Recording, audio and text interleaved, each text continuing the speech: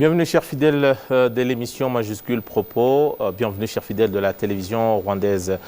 Toujours encore un plaisir d'être avec vous dans cette émission Majuscule Propos. Aujourd'hui nous allons débattre autour de deux sujets principaux. Nous allons revenir sur le 19e sommet de la francophonie qui s'est tenu à Paris, en France, où les chefs d'État et de gouvernement ont participé à ce sommet. Nous allons également voir avec notre confrère qui était sur place, Jean-Damascène Maneshimé, qui s'est entretenu avec la secrétaire générale de l'OIF, qui va s'exprimer sur certains points positifs de son bilan jusque-là, pour les deux sommets en tout cas, auquel il a participé en tant que secrétaire général de l'OIF. Il va revenir sur certains points importants et surtout réalisation de cette organisation.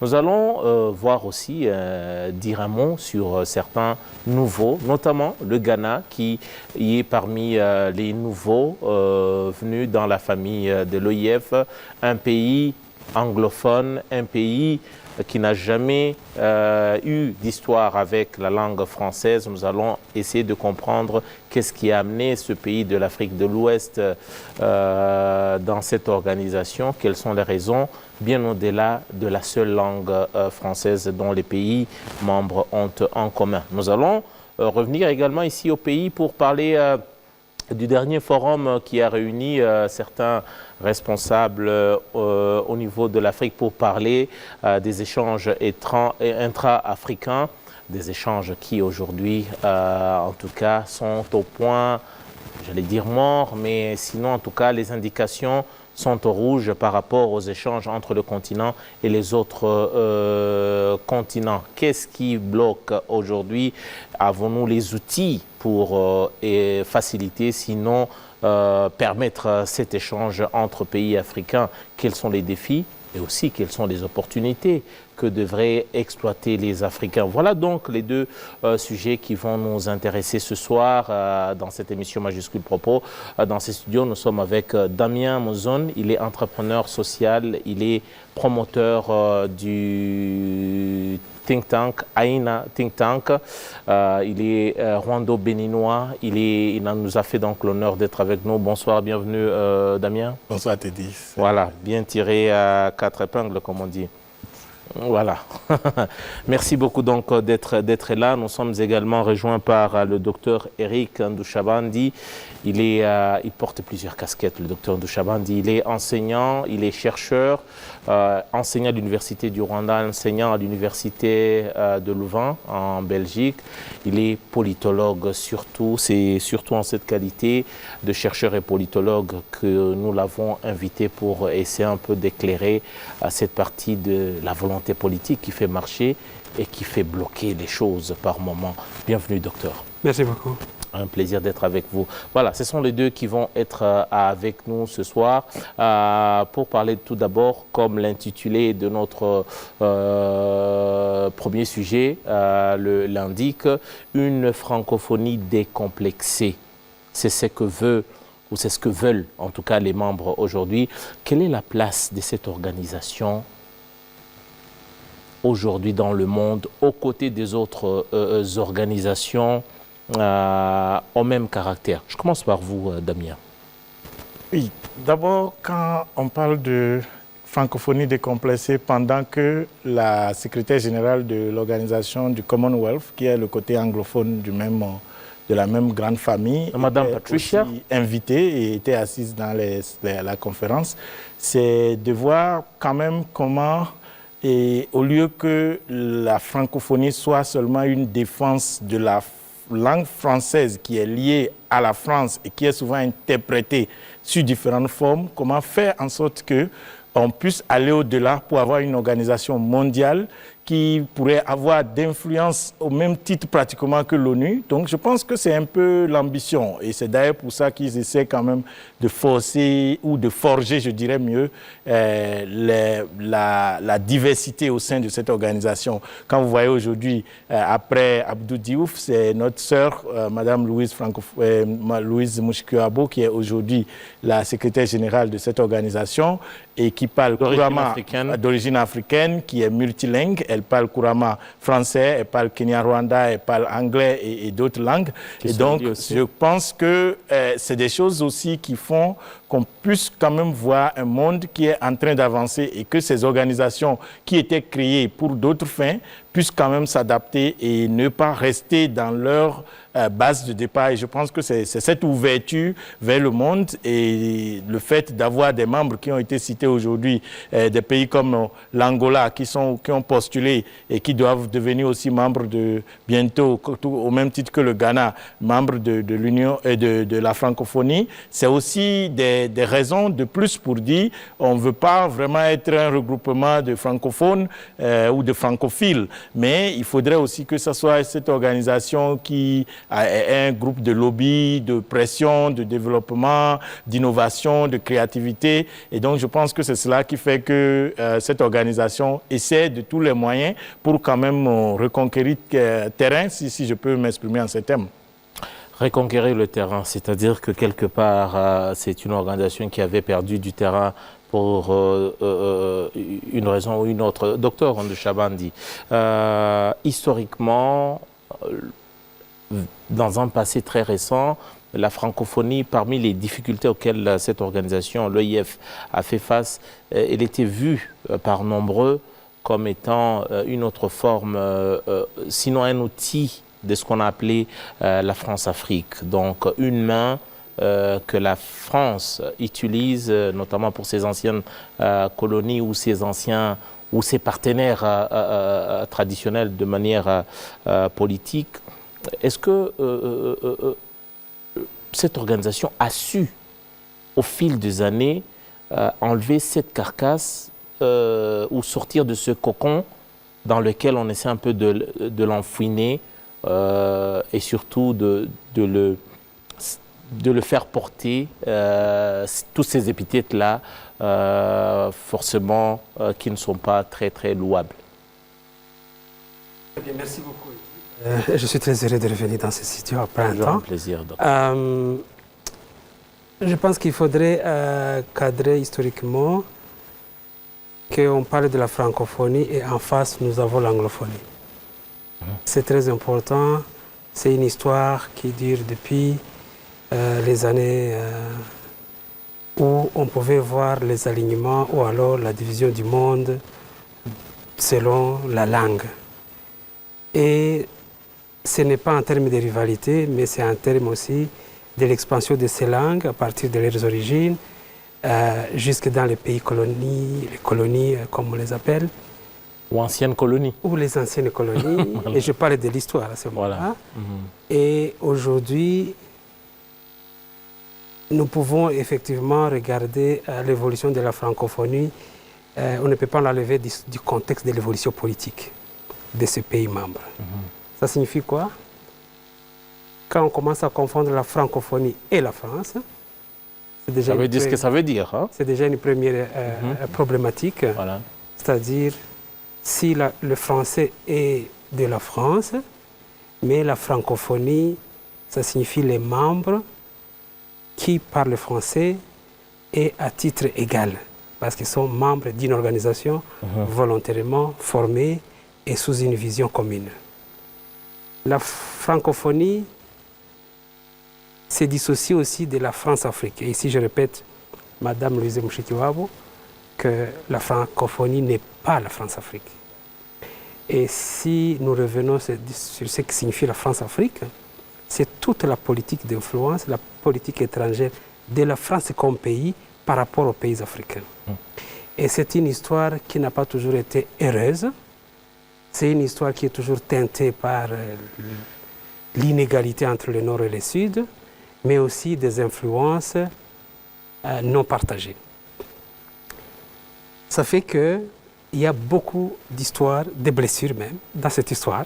Il y a des casses. Il y a des mémoires très, très, très, très douloureuses dans cette histoire. C'est là que nous prenons l'Afrique de l'Ouest ou alors l'Afrique centrale, francophone. Et donc, de ce point de vue-là, il faudrait distinguer d'abord cette politique étrangère de la France par rapport aux pays africains qui parlent français, mais de l'autre côté, de considérer l'organisation francophonie comme une organisation à part entière avec son statut, avec ses objectifs. Cette dissociation n'a pas toujours été facile et n'est pas toujours claire pour tout le monde. Ça fait que de cette histoire, il y a aussi l'histoire des pays membres de la francophonie.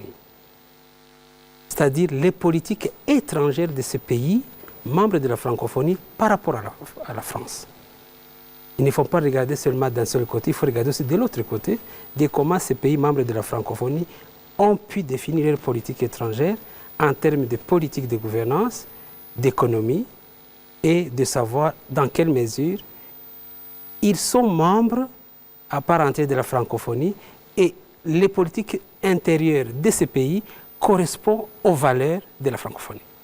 Quand il y a écart entre les valeurs qui sont prônées par la francophonie et les politiques internes, ici je parle par exemple de tout ce qui est gouvernance, culture et recherche, quand il y a écart entre les deux, alors il y a une inadéquation entre être membre de la francophonie et ne pas répondre aux principes et aux valeurs de la francophonie. De l'organisation. Voilà, c'est toute la problématique qu'il faut d'abord faire asseoir pour comprendre les évolutions actuelles. J'aimerais bien, puisque nous parlons bien de cette organisation, tout à l'heure Damien parlait et revenait même sur l'histoire des dirigeants d'origine africaine qui ont été à la tête de cette organisation. Il a fait un clin d'œil à l'ancien président sénégalais Abdou Diouf, qui a vraiment fait un bon travail, salué par ses pairs à l'époque et même jusqu'à aujourd'hui, il est resté dans les annales. Également aujourd'hui, il y a une sœur africaine, Madame Louise Moshikiwabo, qui est donc à la tête de cette organisation. Elle est secrétaire générale de l'AIF. Tout le monde se rappellera que c'est à Erevan que celle-ci avait été élue avec brio à la tête de cette organisation. Aujourd'hui, elle est à son deuxième sommet en tant que secrétaire général des Nations Unies, plutôt de l'OIF, déjà à Djerba et encore hier à Paris. On va suivre Madame Louise Moshikiwabo qui s'est entretenue avec notre confrère Jean Damascène Manichim qui était sur place à Paris, qui parle déjà de la signification que porte ou que portait ce 19e sommet de la francophonie avant de revenir sur certains aspects de la langue française face à la modernité aujourd'hui. Alors ce sommet, qui est mon deuxième sommet en tant que secrétaire général, était d'abord un sommet très important parce que le sommet de Djerba, c'était mon premier sommet et c'était un sommet où je devais rassurer les chefs d'État que la transformation de l'organisation qu'ils m'ont demandé était bien avancée. C'était le sommet de la transformation. Le sommet de Paris, 2 ans après Djerba, c'est un sommet de consolidation des résultats de cette réforme, notamment avec un nouveau format du sommet sans discours de chefs d'État, mais plutôt des tables rondes des chefs d'État avec autour de la table des jeunes dans l'innovation de l'espace francophone. C'était pour moi un sommet très réussi de par la participation des chefs d'État et de gouvernement, de par le fait que nous accueillons de nouveaux membres dans notre organisation et de par le fait qu'on a pu se focaliser sur la question de l'emploi de la jeunesse. Ah oui, au cours de ce sommet, Madame la Secrétaire Générale, vous avez, au cours de vos interventions, vous avez réitéré la position de l'AIF que le français n'est pas une langue qui est en conflit avec n'importe quelle autre langue. Tout à fait. Et alors, comment est-ce que l'OIF compte accélérer son apprentissage à travers le monde dans son multilinguisme qui se développe de plus en plus dans le monde? Oui, je le dis depuis que je suis à la tête de la francophonie, puisque j'ai la mission de faire rayonner la langue française, que notre état d'esprit n'est pas un état d'esprit de compétition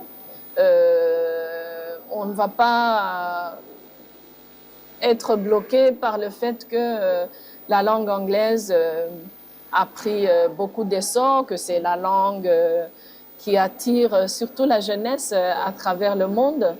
Je pense qu'on doit être réaliste et comprendre que la langue française aujourd'hui évolue au milieu et j'espère en harmonie avec d'autres espaces linguistiques.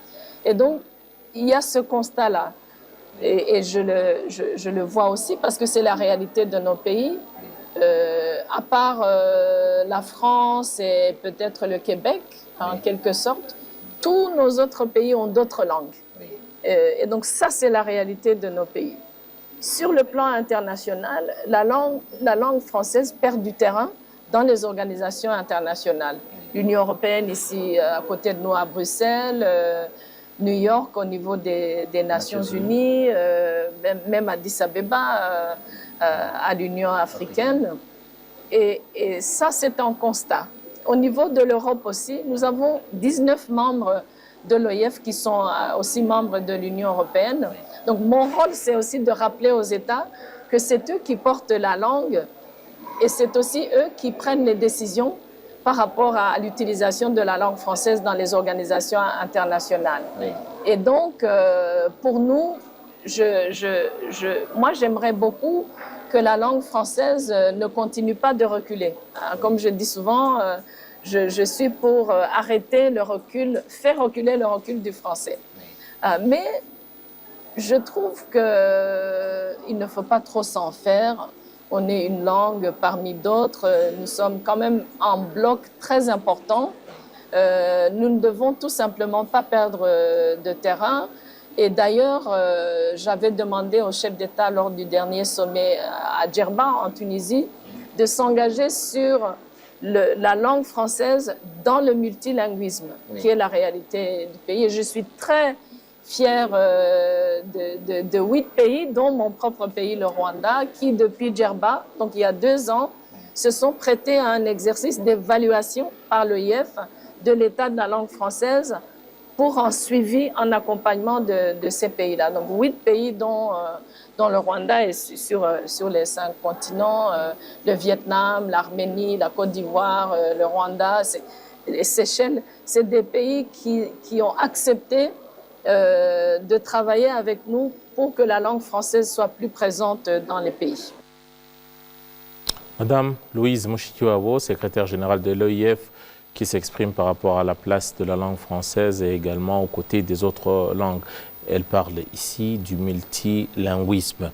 L'OIF, organisation dont le français est une langue commune par rapport à ses membres. Damien, de quoi souffre la langue française aujourd'hui par rapport aux autres langues?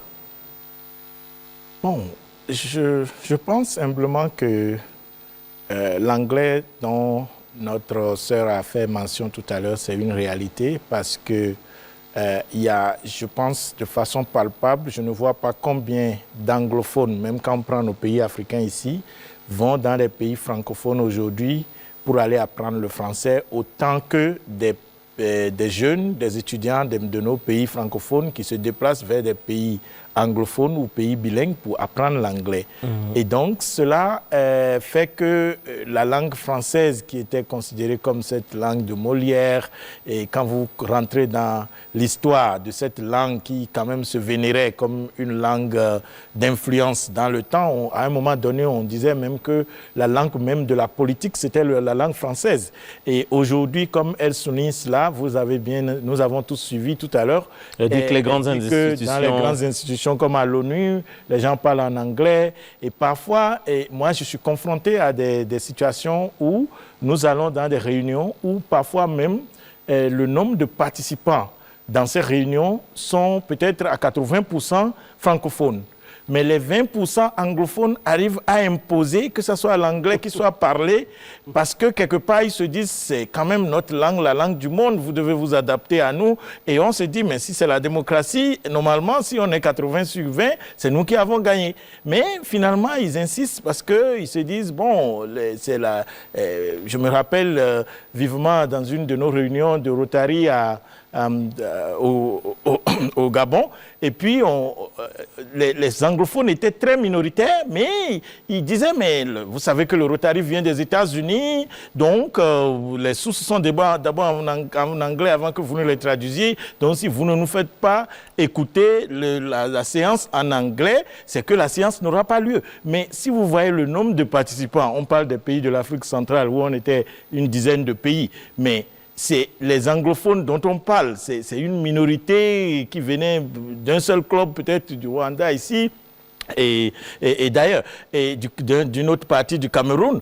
Et ceux-là se trouvaient quand même en position de force pour exiger que ce soit leur langue qui soit parlée au Gabon, vous imaginez. Donc, des situations comme ça, juste au passage, nous font voir que aujourd'hui, c'est aussi une question de gagner le terrain, une question d'influence. Et donc, ça fait que si le francophone ou le francophile ou la langue française elle-même ou ceux qui veulent promouvoir cette langue voient que notre langue n'est plus vraiment la langue qu'il faut parler pour que les choses peut-être puissent prendre. Donc aujourd'hui, cette réalité est là et je pense qu'ils ont bien vu en voulant aller vers le multilinguisme, en voulant se faufiler, de ne pas vouloir... Parce que dans un contexte comme ça, c'est difficile à faire une compétition. Surtout que quand vous allez sur l'Internet aujourd'hui, quand vous tapez un mot, la définition sur Google et vous voyez le nombre de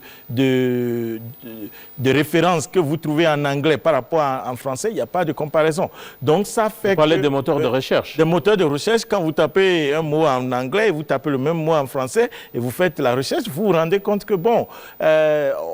on n'a même pas besoin, il n'y a pas match quelque part comme on le dirait. Donc, je pense que c'est une réalité. Mais bon, nous allons pouvoir nous adapter avec cette réalité-là et voir comment, avec des initiatives comme la francophonie, ce qu'ils essaient de la réforme au sein du pays, c'est de cela aussi qu'il est question. Le rôle de notre sœur qui est à la tête de cette organisation aujourd'hui, c'est d'apporter certaines réformes pour que la francophonie soit encore un peu plus consommable. Parce qu'à un moment donné... Ces réformes peuvent être effectuées sans complexe. Justement, et c'est d'ailleurs ça qui fait que, vous avez vu, son élection ici a fait beaucoup de bruit partout parce qu'on s'est dit, le Rwanda, bon, c'est un pays qui se dit francophone, mais franchement, ce n'est plus le français qui fait la loi là-bas. Et voilà encore des choses aussi qui font que ces gens se titillent. Et quand des pays qui se réclament francophones, que les Français même, parfois se retrouvent qu'on prenne des gens d'un pays qui n'a même pas une grande popularité et qui n'est pas forcément purement francophone, et on dirait beaucoup plus anglophone que francophone, même si aujourd'hui la politique du pays c'est de faire en sorte qu'on ait 4 langues. Quand vous voyez dans les passeports aujourd'hui, on a les 4 langues sont présents, l'anglais, le Kenya-Rwanda, le français et le Kiswahili, vous avez ça écrit. Donc je pense que c'est une allure comme des pays comme la Suisse qui ont compris qu'il faut embrasser les langues, on n'a pas à se combattre les uns comme les autres. Donc eux ils ont cette menace parce que quand ils voient l'élection d'une de nos sœurs comme ça, lui à la tête du truc, c'est aussi une stratégie de la part de la France, mais par rapport aux détracteurs, ils se disent, mais qu'est-ce que le Rwanda a fait pour mériter ce poste par rapport à nous qui nous réclamons plus français que les francophones. Vous savez, je viens d'un pays où nous on nous appelait le quartier latin de l'Afrique. Le Bénin, nous on disait qu'on comprenait le français mieux que les Français, et quand nous on était à l'école primaire, quand les Français, on faisait des correspondances avec les étudiants français, quand ils nous écrivent des lettres, on commence d'abord par corriger les accents circonflexes, accents aigus, et donc nous on essaie de corriger la lettre que les Français nous envoient avant d'écrire la note pour l'accompagner, parce qu'on était fiers de dire, bon, c'est nous qui maîtrisons la langue française, et quelqu'un comme Léopold Sédar Senghor qui avait fait aussi l'éloge de cette langue et qui a été un président d'un des pays influents en Afrique de l'Ouest. Donc ça vous donne quand même cette étiquette que, bon, écoutez, les temps ont changé, il faut qu'on change avec. Aujourd'hui, nous tous on parle anglais pour la plupart, donc on est obligé d'aller avec et de se conformer. Docteur Ndjobandi, il y a quand même un point très important. Vous êtes francophone, vous enseignez aujourd'hui en anglais dans différentes universités, sans aucun complexe. Aujourd'hui aussi, il y a 2 pays, le Rwanda, votre pays, mais également la Belgique où vous enseignez, où le français est parlé par une bonne partie des Belges. Pourtant, on dit nous sommes dans une situation où le français est une langue des Français. Vous aujourd'hui, lorsque vous faites la comparaison entre les gens qui consomment, qui utilisent une langue, qui vivent avec une langue, sans pour autant se sentir aussi proche de la France. L'exemple, c'est la Belgique, c'est un pays européen, voisin avec la France. Comment est-ce que les Belges vivent avec la langue française tout en étant loin de la vie et de la société française dans leur quotidien? C'est complexe à la question que tu poses, mon frère. Mais je suis le produit de cette histoire, si on peut être concret. Ouais. Voilà pourquoi vous êtes là. Je termine mes études de doctorat. Quand je quitte l'université pour aller faire mes études, on enseigne en français. Et je termine mes thèses et mes recherches en français. Et quand je reviens, c'est déjà l'anglais, je dois enseigner en anglais. Je suis le produit de cette histoire. Et ce qu'il est en train de dire, effectivement, en termes de recherche, il faudrait qu'on cherche cette langue au concret. Elle est où? Là, je passe vite. La proximité, ce n'est pas ça le problème, mais c'est l'histoire des pays et leurs choix. Et moi, je suis le produit de ces choix-là, et je suis le gagnant des deux. Moi, je me retrouve dans ce discours de madame. Je me retrouve dans ce discours de madame, je pivote de l'anglais au français, du français à l'anglais, sans problème. Je n'ai pas encore fait le pas et dit, où est-ce que je suis plus à l'aise? Bien sûr, c'est l'histoire de chacun. Pour vous, la langue française, enseignant que vous êtes, quelle valeur elle porte-t-elle pour vous? Et une importance inégalable. Voilà. C'est toute une manière de penser, c'est toute une manière de réfléchir, c'est toute une littérature que j'ai encaissée pendant des années, depuis mon jeune âge. Mais en même temps, toutes les fois que j'adopte l'anglais, depuis les années 2014, et c'est récemment d'ailleurs, je découvre d'abord dans ma société, je cherche le français au concret, je trouve qu'il y a cet élan vers l'anglais, comme si le contexte socio-politique et économique définit l'attitude par rapport à la langue que tu utilises. Et là, c'est vrai, tu passes par ces frustrations, de passer d'une langue à une autre, ça ne peut jamais être égal à égal. Mouchitiao, je pense, je l'ai suivi encore dans un autre discours, où il dit, quand je m'éternue, ou bien quand je suis sous l'émotion, c'est sous ma langue maternelle. Considérons que cette langue d'abord n'est pas la langue maternelle d'Éric ou de quelqu'un d'autre, dans ce pays non français. Alors, je cherche l'anglais, il a parlé de politique. Mais je vais chercher d'abord le français dans la littérature. C'est une fierté, c'est une richesse, c'est une rigueur, c'est une langue de la culture, c'est une langue de la science, surtout les sciences sociales et l'histoire et la littérature. C'est tout un orgueil, c'est toute une histoire, mais tout dépend de celui qui a fait ça. Parce que du côté de l'anglophone aussi, c'est de la même manière qu'on considère l'anglais. Alors, dans cette évolution, on sait voir le français dans les générations qu'il y a une rupture d'abord. Je qualifie ça comme pragmatisme. Obligatoire. Ce n'est pas un choix. Ce n'est pas un choix. Il faut être pragmatique. Il faut accepter que les deux langues vivent l'une à côté de l'autre. Parce que c'est quelque chose de très important que Damien a dit. Des correspondances dans leur jeune âge, des correspondances avec des jeunes Français, où les jeunes Africains prenaient du plaisir. C'est ça l'orgueil, c'est ça le plaisir. Prenaient du plaisir à corriger le vocabulaire et la grammaire, même la synthétique. Exact. Voilà. Toute la poésie, la dissertation. On sent que ce soit l'anglais ou le français, on sent que nous, Africains, on a porté ces langues bien au-delà bien au-delà de la valeur que les propriétaires, entre guillemets, de ces langues ont pour leur propre langue. Oui. C'est quoi? Est-ce que, quelque part, les gens arrivent à dire, écoutez, c'est quand même, c'est arrivé avec une certaine aliénation. Oui, c'est une émancipation quand on parle d'autres langues, que sa langue maternelle, qu'on passait d'une classe à une autre.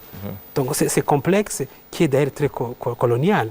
Est-ce que nous attachons à toutes ces langues, parce que tout à l'heure, il y a un concept très important que Mme Mouchikiwabo a développé, le multilinguisme, que le français accepte de vivre à côté d'autres langues, de vivre avec les autres langues.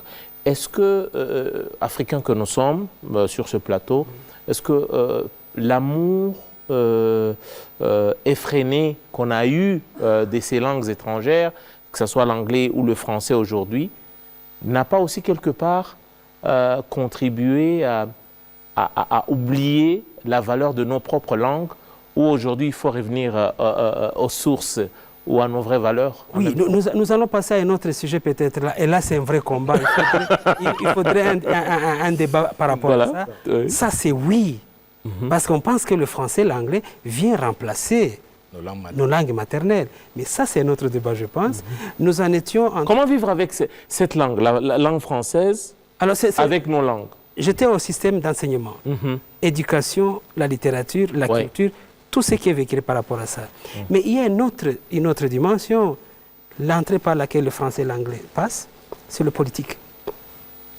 Quand on choisit que le français et l'anglais deviennent notre langue d'administration, mais aussi notre langue de discours politique, et donc d'alignement vers une politique française ou alors d'une démocratie libérale et toutes les valeurs françaises qui vont avec. Et donc cet appareil politique qui définit la destinée d'un peuple, il y a toute une génération qui se conforme par rapport à ça. Alors l'important ici, qu'on ne laisse pas de côté, c'est très important, c'est toute la rivalité entre français et anglais quand on considère l'anglais ou alors quand on considère le secteur économique. La langue économique, la langue du commerce international, mais aussi aujourd'hui la langue du digital. C'est l'anglais qui s'impose. Et là, nous allons dans ce sens-là. Le monde de finance, c'est l'anglais qui s'impose. Même dans ce pays, tu me parlais de ces pays francophones, va dans des facultés, tu vas trouver que la littérature qu'on donne aux étudiants, c'est une littérature en anglais. Et c'est sans complexe. Ce pragmatisme ici se justifie encore par le contexte global du monde. La géopolitique? Du multilatéralisme plutôt. Et de l'interdépendance. Donc, inutile d'insister sur ta langue et de t'en tenir et de fermer la porte aux autres ouvertures.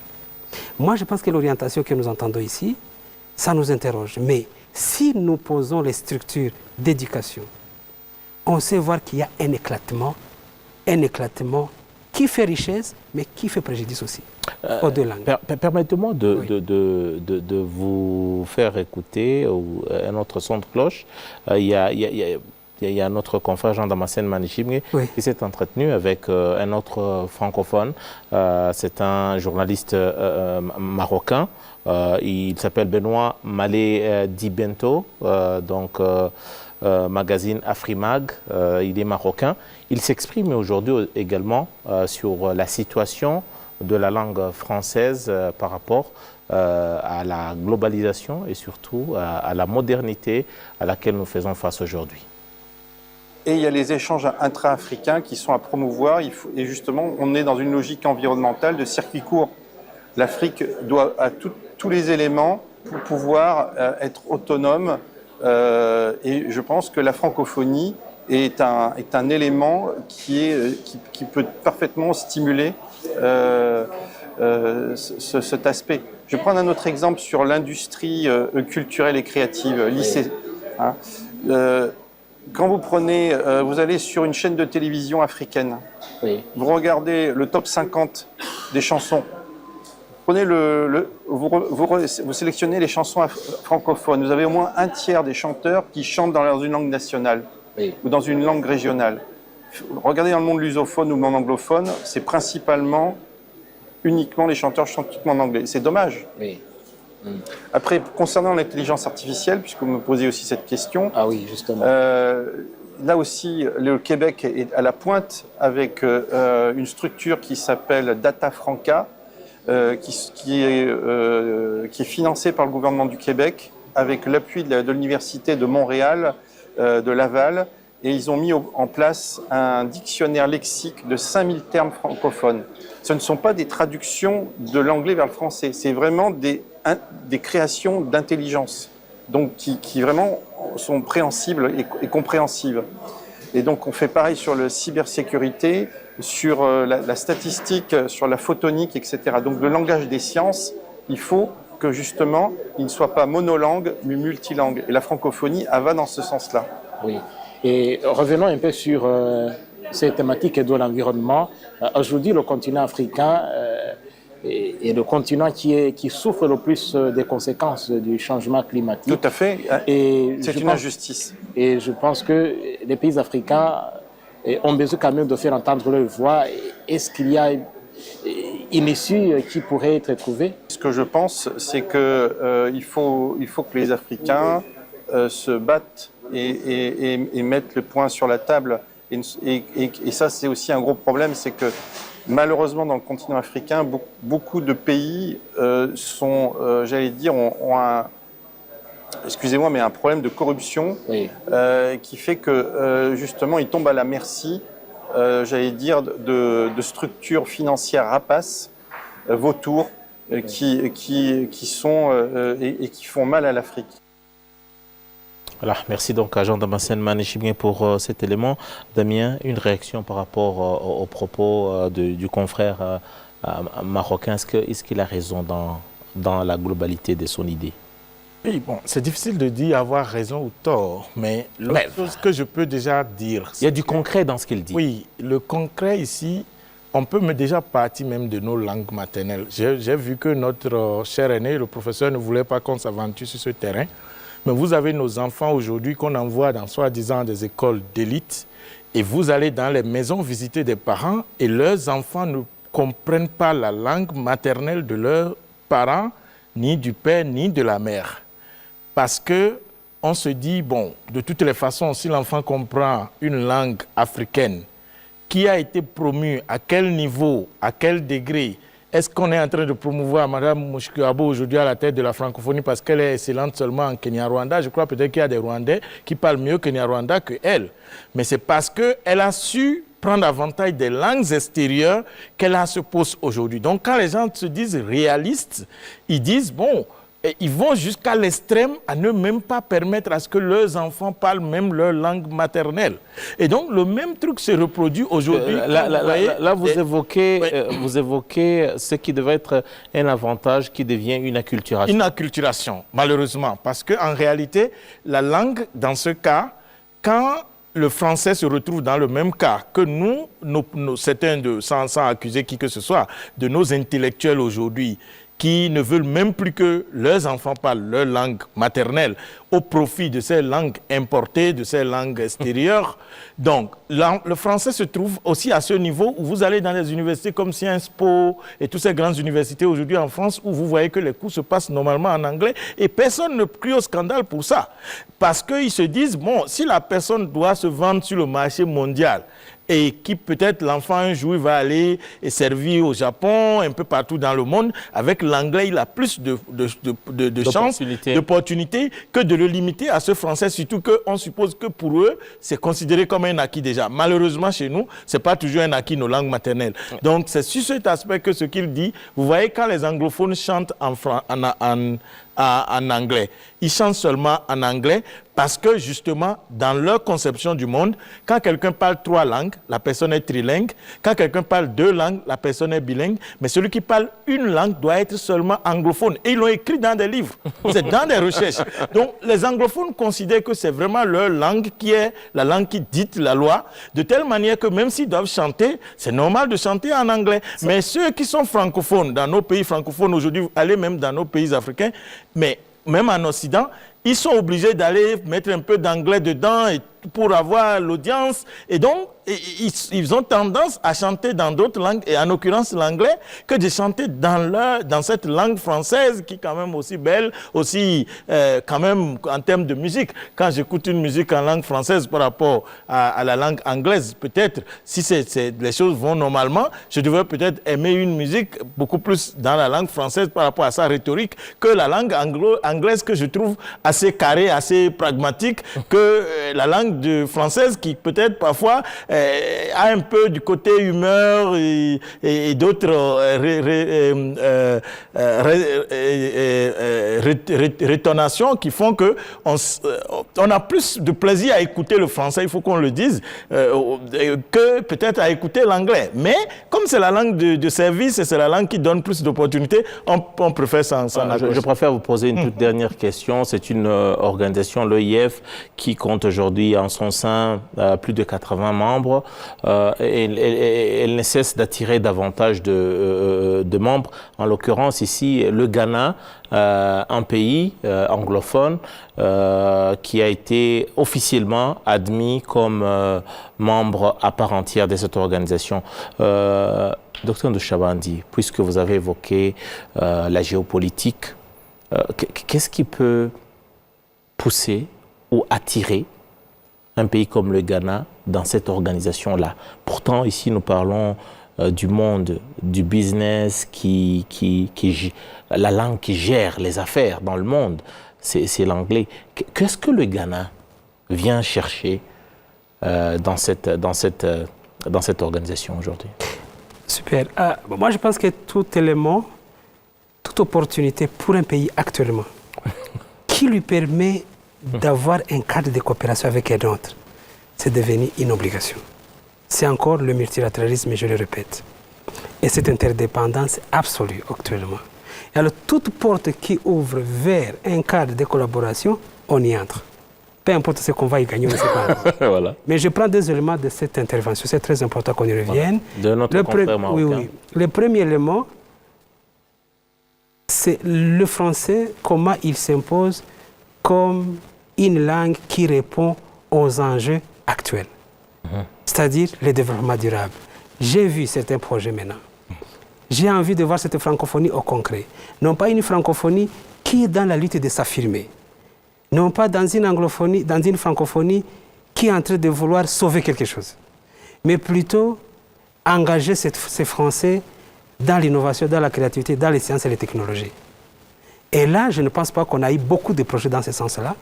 Et ça fait que, toutes les fois qu'on va vers les impératifs du moment et les besoins actuels pour la jeunesse, l'emploi, avec la créativité et l'innovation. Parce que ça c'est l'anglophone va... Je rappelle que c'est un extrait d'une interview de 13 minutes que déjà les gens peuvent retrouver sur notre page YouTube de Rwanda TV, où Mme Mushitiwabo revient justement sur la place de la jeunesse, la place de la femme, également les projets de développement dont vous faites mention. Exactement. C'est cette francophonie au concret, des projets de développement qui peut-être ne sont pas encore beaucoup communiqués, où on parle de la francophonie, on parle que c'est la littérature, on pense que c'est vraiment il s'agit que de la langue... Ou alors une francophonie qui a du mal à s'affirmer dans un monde en compétition. L'autre élément qu'il a évoqué, c'est cette francophonie qui est en train de promouvoir les échanges sud-sud, c'est-à-dire entre les membres francophones sud-sud. Sud-sud. Et là, on n'a pas encore assez de motivation à voir cet angle-là. Cette interdépendance de verticalité de France avec échange d'autres membres, peut-être Québec aussi, le Canada, là je pense que c'est inégal. Alors que dans un monde où nous sommes dans une discussion autour de coopération sud-sud, les cadres francophones, j'ai été avec les associations, l'association des mairies francophones, on s'est réunis dans ce pays il n'y a pas longtemps, j'ai été dedans comme co-organisateur. J'ai vu que c'est français au niveau de nos frontières, comme langue de diplomatie, le français ou alors la francophonie qui a du mal à s'imposer comme un acteur de négociation, de diplomatie, là où les pays africains n'ont pas pu, par exemple, intégrer toutes ces valeurs-là. Voilà. Et par exemple, la question du changement climatique, tu as vu comment le monsieur répond. Elle est vitale. Effectivement, c'est vital.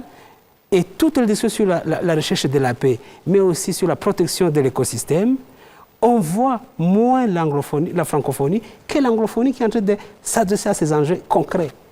Ce sont des défis mondiaux. Damien, le Ghana, c'est un pays que vous connaissez très bien pour avoir vécu là-bas pendant longtemps, un pays anglophone. La même question, qu'est-ce qui attire le Ghana, pays que vous connaissez? C'est vrai, géographiquement, on peut dire qu'il y a assez de pays francophones. Est-ce que c'est une raison suffisante pour attirer le Ghana dans une organisation telle que l'OIF? Oui, c'est l'une des raisons que j'allais justement évoquer, parce que pour avoir vécu longtemps au Ghana et ayant une ethnie au Ghana, je suis aussi ghanéen, que beaucoup ne savent pas aussi. Et quelque part, moi je pense le Ghana se retrouve dans une situation où elle veut aussi s'étendre dans la sous-région et faire des affaires. Et je me rappelle, même au Bénin, quand j'étais jeune, il y avait des des jeunes Ghanéens qui venaient apprendre, par contre, le français au Bénin. Il y avait un centre culturel où ils venaient apprendre le français. Et après, quand je me suis renseigné, j'ai vu que pour eux, pour faire des business, parce que vous voyez la Côte d'Ivoire, qui est un pays limitrophe au Ghana, qui est un gros marché pour le pays, le Burkina Faso, le Togo, tous ces pays qui les entourent, pour la plupart, sont des pays clairement francophones. Donc pour eux, avec leur politique régionale expansionniste, ils se disent, si on est bilingue, ça nous arrange. Et quand vous voyez, après même l'admission du Ghana à la francophonie maintenant, à part entière, il y a l'Angola qui est à la porte, mais les conditions, si vous suivez entre les lignes ce que dit la secrétaire générale de la francophonie, c'est qu'ils veulent que ces pays aussi, si vous êtes membre de la francophonie, vous devez promouvoir le français. Donc il faudrait que les gens parlent la langue dans vos pays. Maintenant, comment ça va se passer pour un pays comme l'Angola ? Que les Angolais lusophones qui doivent peut-être passer d'abord un peu à travers l'anglais pour descendre sur le français. Donc je pense que ce dynamisme est un avantage pour le Ghana. Et quand vous voyez même leur président parle couramment français. Le président actuel, Nana Akufo-Addo. Oui. Donc c'est parce que le président Lorencho aussi parle couramment français. Donc ça veut dire que c'est des avantages comparatifs et le Ghana aujourd'hui se retrouve dans cette position d'expansion dans la sous-région ouest africaine où ces pays limitrophes sont des pays francophones. Mais au-delà de ça, il faut aussi voir le côté diplomatie, comme mon cher aîné venait de le dire. Toute organisation, c'est-à-dire tout ce qui peut réunir aujourd'hui des gens ou des pays, les pays sont prêts à tout faire pour y intégrer. On a parlé ici de ces groupes-là, du bloc des 5 là, qui se sont réunis avec la Chine, avec la Russie, avec l'Afrique du Sud, le Brésil et autres. Ces organisations qui se naissent, combien de pays africains ont dû postuler pour que beaucoup soient rejetés et qu'on ne retienne que quelques d'eux, l'Éthiopie, je crois, l'Égypte. Donc, je pense que c'est des réalités aujourd'hui qui font que pour exister, les gens seraient obligés à un moment donné d'être partout et nulle part à la fois, et c'est ce qui se remarque, mais il faut qu'ils aient des intentions et des plans d'action, des projets, pour que quand ils rentrent dans ces organisations, ils tirent l'essentiel de ces organisations. Sinon, ça ne suffirait pas de participer à toutes les organisations, à tous les forats, pour que ça puisse apporter quelque chose au pays, mais ce côté est quand même... Deux éléments, une révision à la baisse des critères et des obligations. Ce débat est monté quand on a parlé du Niger, du Mali et du Burkina Faso. C'est vrai. Les questions de conditionnalité de bonne gouvernance définies en la démocratie française ou à la française, je vois que ces critères commencent à être dilués dans ce pragmatisme dont on parlait. Mais un autre élément que je ne rate pas, c'est la jeunesse, par exemple. En adoptant ce pragmatisme, mais il y a un vrai travail en profondeur. Non seulement dans les enseignements et encourager les écoles francophones à se développer aux côtés des pays anglophones ou alors des écoles mixtes, mais en même temps, quand il y a des appels à projets, par exemple, je ne pense pas qu'un jeune anglophone qui est en train d'essayer de parler anglais va répondre à l'appel à projet où la première des grandes conditions, c'est la promotion de la langue française.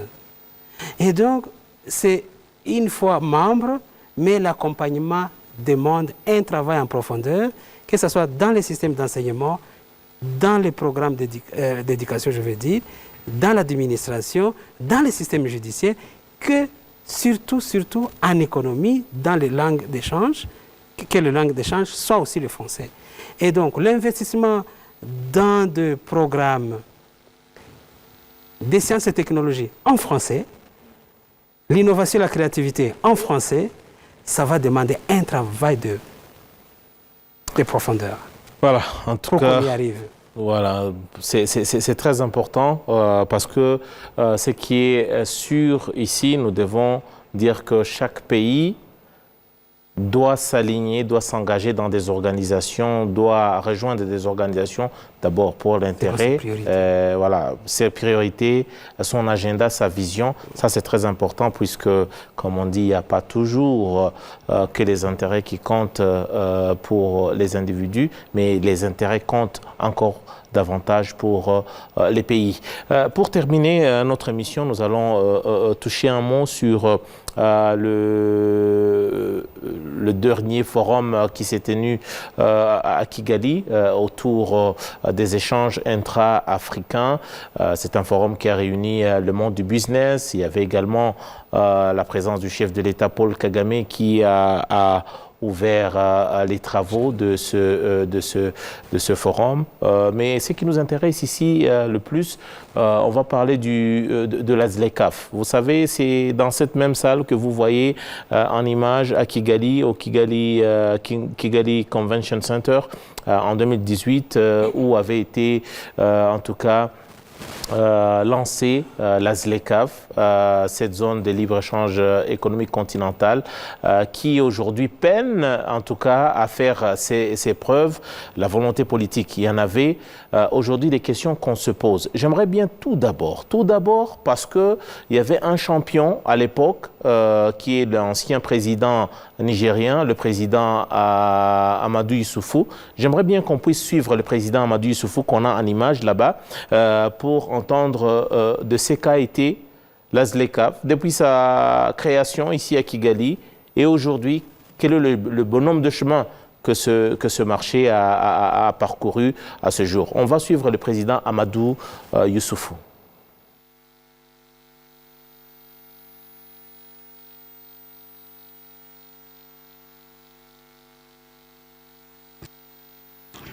La ZLECAf, il faut toujours le rappeler, constitue un marché de 1,4 milliard de consommateurs aujourd'hui, qui passera à 1,7 milliard en 2030, 2,4 milliards en 2050 et environ 3 milliards en 2063. Il s'agit là d'un immense potentiel de croissance économique si nous arrivions à relever le défi de la transition démographique, en particulier ceux de l'éducation, de la formation, de la santé et de la création d'emplois. Cela suppose que soient levés également les défis de la gouvernance, de la paix et de la stabilité. Ce formidable capital humain et les abondantes ressources naturelles dont dispose le continent constituent des bases solides de son émergence. L'Afrique a le potentiel pour devenir une puissance mondiale si ce potentiel est rationnellement exploité. Cela suppose une mise en œuvre cohérente de l'agenda 2063 du niveau national au niveau continental en passant par le niveau régional. Cela suppose une mobilisation collective, notamment celle des femmes et des jeunes.